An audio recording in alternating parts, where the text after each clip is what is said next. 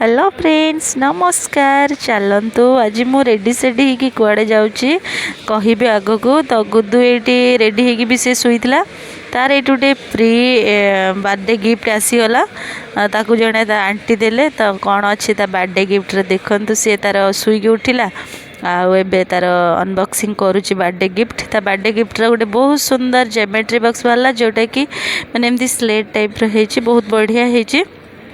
आउ ताको भी एमती कि जोटे दरकार थिला से टाइम पास करने जो तो आम जाऊँ कुआड़े। तो आम आसिक फाइनाली एयरपोर्ट रे पहुँची गलु विजु पट्टनायक एयरपोर्ट जोटा कि आम भुवनेश्वर रे पहुँची गलु।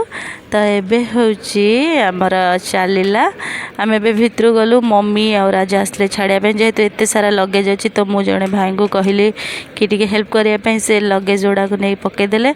तो गुद्दू एक्साइटेड होगी अच्छी से लगेज सब बाहर से देखिब। तो आमर एबे सब लगेज चेकिंग होगी बाहर आसला एबे होची मते भी मिलगला मोर बोर्डिंग पास।